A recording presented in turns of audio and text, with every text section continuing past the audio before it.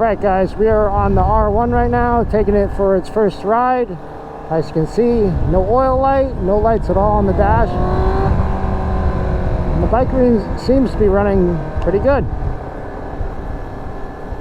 Definitely want to get some gas for this thing, but so far not so bad.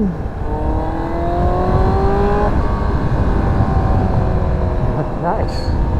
Definitely happy to see this thing running. This is awesome. Like I said, it's not my bike, but it was a subscriber's bike, and I'm just happy to get him back on the road.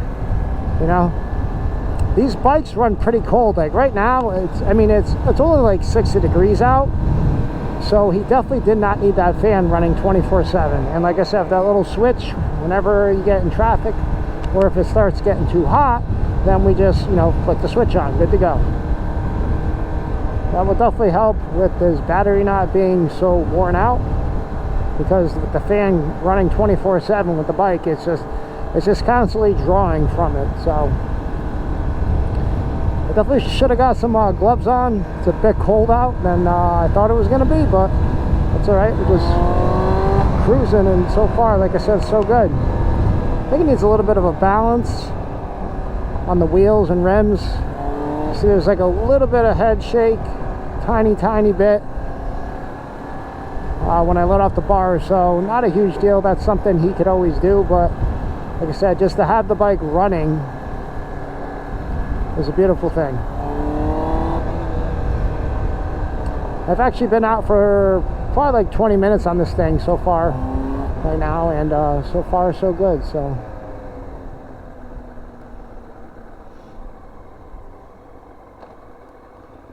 everything seems to be functioning properly.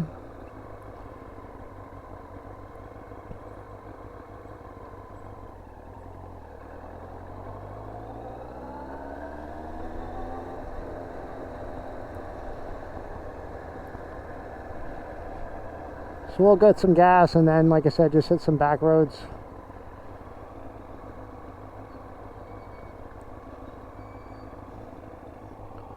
What a beautiful thing. Look at that idle. 1.5, perfectly, exactly where I would want it on mine, personally.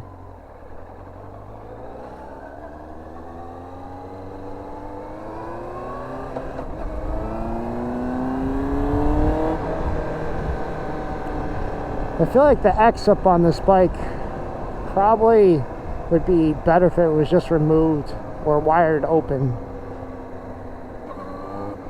They do tend to fail on these bikes a lot unless you really keep up with it from the get-go. And once they go, I think they just really go. You know what I mean? So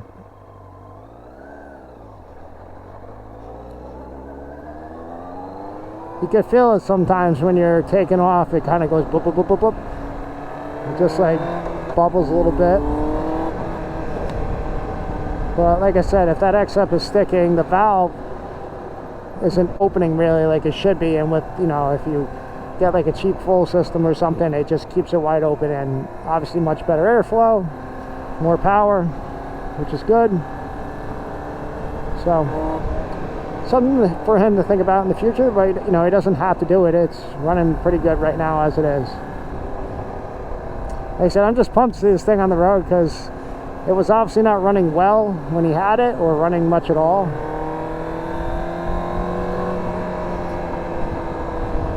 And to see it on the road, it makes me happy.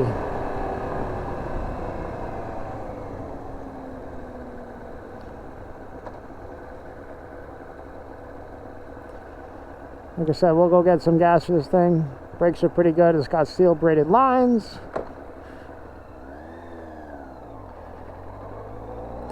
Definitely I would suggest different clutch levers. These are, well, this thing is like super short because it was definitely dropped, but they work for now. Like I said, the whole point was just to get them back on the road as quick as possible, as cheap as possible. I mean, obviously, if you had no budget, you could redo the whole bike and do a lot of things to it, but right now it's definitely rideable, obviously, because I'm on it. And definitely grateful to be out on this thing.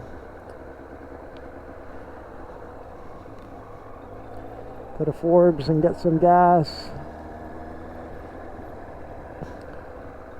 should always put super in these bikes, guys. I feel like they just run better. I guess you can run regular, but that's not my... I wouldn't recommend that. Alright, so I'm going to fill it up.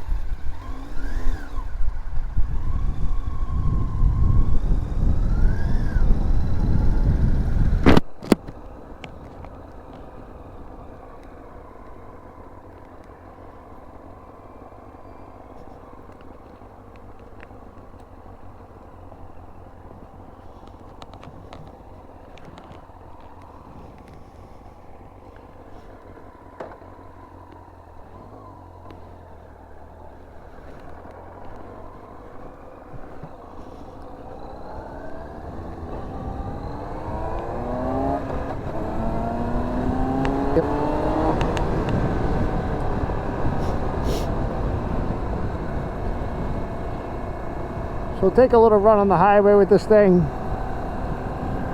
just to open up a bit. Nothing crazy. Like I said, it's not my bike, so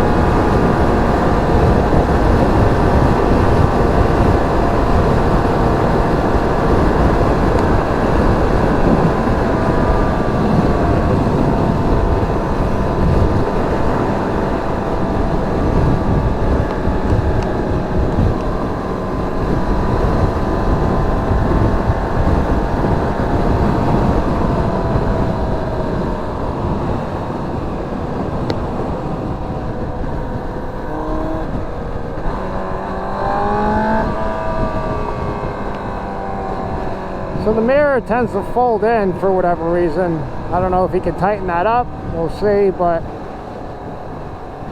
I do have a link in the description of mirrors that do not bend in. So they're aftermarket, of course. They don't cost too much, but he wouldn't have that problem anymore. So I'll see if I can fix the mirror.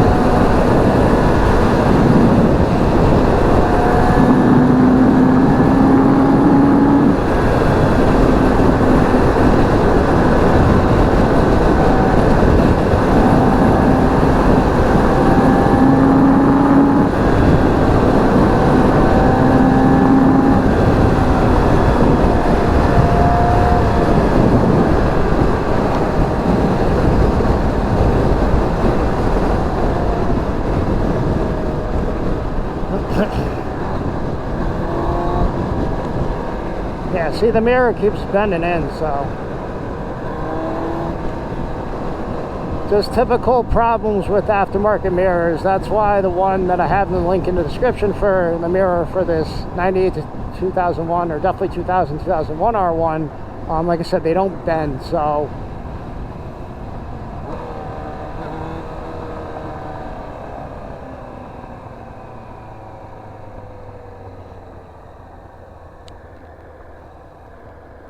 yeah, bike seems to be running great.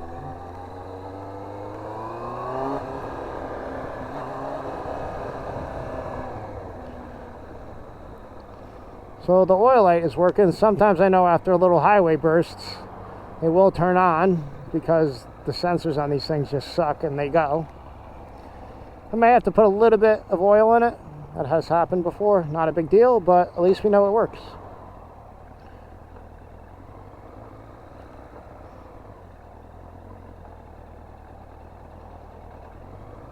See, there we go, turn right back off. So like I said, at least the oil light's working good. It's doing what it's supposed to. But sometimes, like I said, from age, they do end up, you know, not reading correctly like they should. As long as your oil is filled up to the top line, it's really nothing to worry about. But of course, you know, since I had the bike in my possession, I figured I would fix it.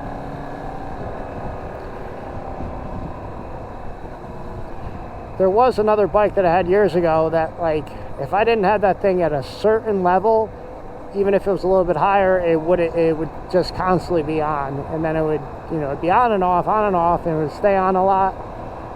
And you know, the only way to fix that was to, you know, swap it out, but you gotta take the headers off and you gotta do all that. So there's a bit to it. Overall, like I said, not horrible, not bad.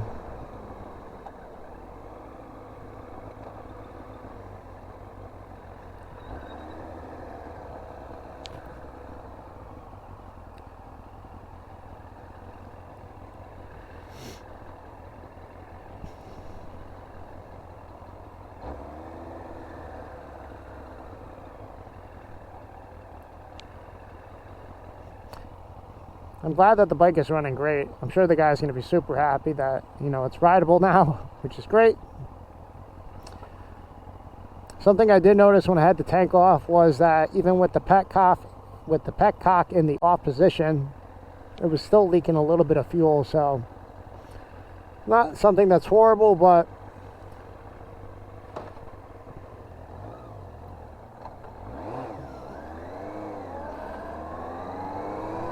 it's been a little bit since I've been out on the bike, so don't mind me. And this clutch is a little wonky because it's so small.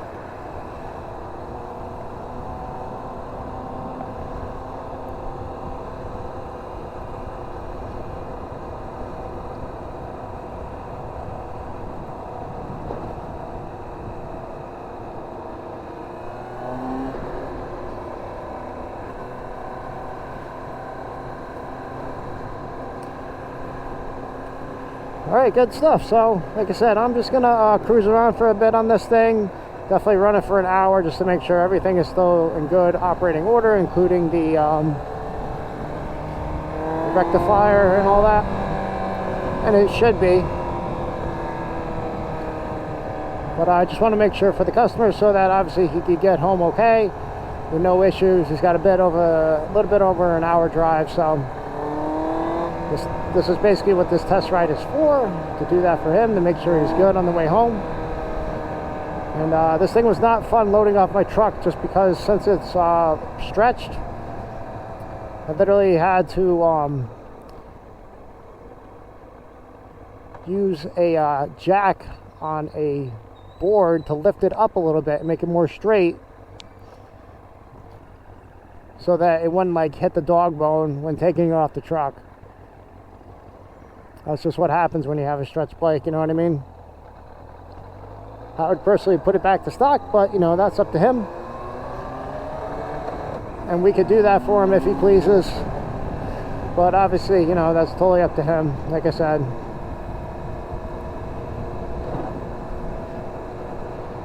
But yeah, good stuff. Alright, so I think that's another bike in the books that we got back on the road running good. So definitely happy about that. I appreciate all you guys watching this video and subscribing to my channel. That helps me out a lot. You know, we all have a passion for riding, and ultimately this channel is all for you guys, to help you out and hopefully provide some content that you guys enjoy watching. So just a quick little update. The bike did end up dying on the way home. It was not caught on camera. And basically what ended up happening was the stator was bad, and we replaced that with an OEM one, and then the rectifier took a crap because that was a crap eBay China one or Amazon one, but we replaced that with an OEM as well. We redid the wiring, and the bike is all good to go now. So I hope you guys enjoyed the video.